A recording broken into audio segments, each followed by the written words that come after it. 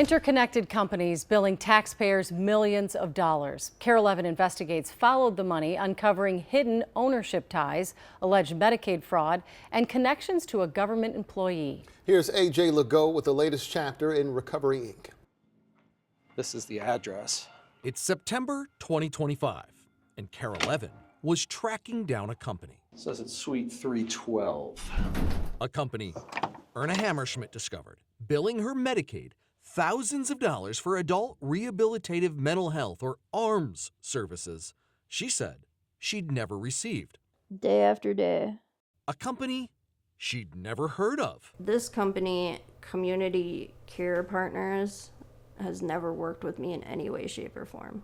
That's what led us to an office building in St. Anthony. It's all locked up. In the middle of the workday, Community Care Partners' office was empty. A passerby told us that was not unusual. Excuse me, do you know if anybody's ever here for community care?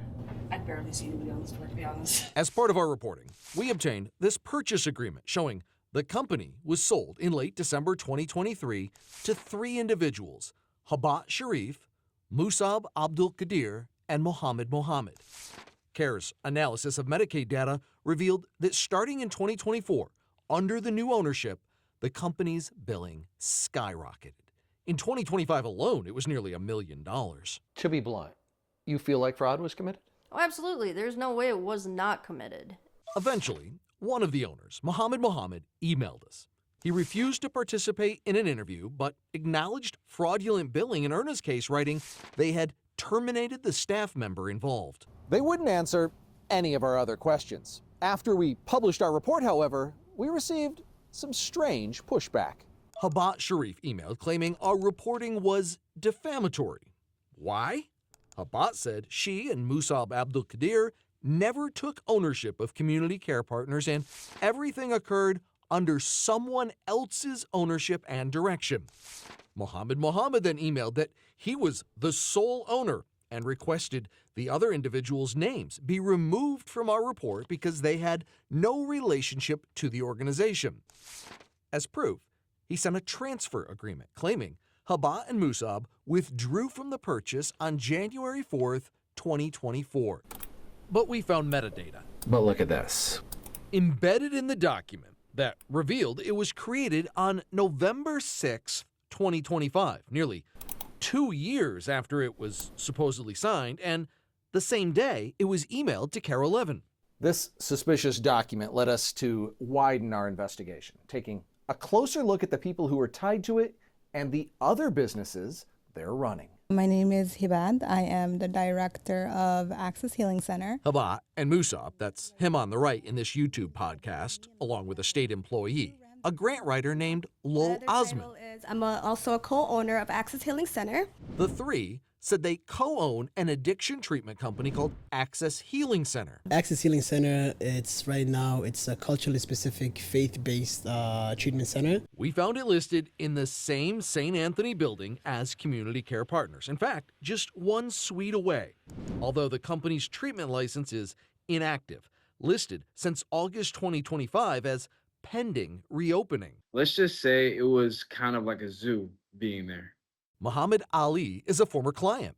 His Medicaid records show Access Healing billed more than $11,000, claiming to give him peer services, which the law requires be provided 1-to-1. It was always a group setting. I never had a one-on-one with a peer member at all. Medicaid data shows in the last 2 years, Access Healing billed for $465,000 worth of peer recovery services.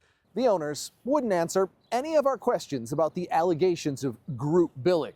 We also found the publicly funded money trail doesn't end there. We found hundreds of thousands of dollars in contracts and grants from Minneapolis, Hennepin County, and the state. Hennepin County just agreed to give Access Healing another $100,000 grant in 2026 for culturally specific programming and community awareness campaigns. We also found ties to the now infamous housing stabilization program. Musab owns Asaya Home Care, Inc., which billed Medicaid a total of $452,000. Habat owns Stable Services, which billed another $290,000. We've seen no direct fraud allegations involving those companies. However, The entire HSS Medicaid program was terminated last year in the wake of KARE 11's reporting that exposed systemic fraud in the program designed to help house the homeless. There have been numerous federal raids and charges as a result of that probe, which is ongoing.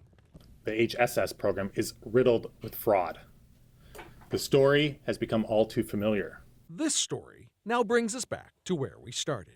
Remember how KARE 11 was told Habat had no ownership, no relationship with community care partners, and Mohammed was the sole owner. In this social media video, Habat asks Mohammed to buy her, for her birthday, dahab. That's Arabic for gold. Public records reveal the two are far more than business partners. They're married. A lawyer representing Habat, Mohammed, and Musab eventually sent KARE 11 a letter counseling us to get legal advice before we went ahead with this report. Lil Osman, the state employee, never responded to our numerous attempts to contact her. This is obviously a complex story. You can read our full investigation on KARE11.com.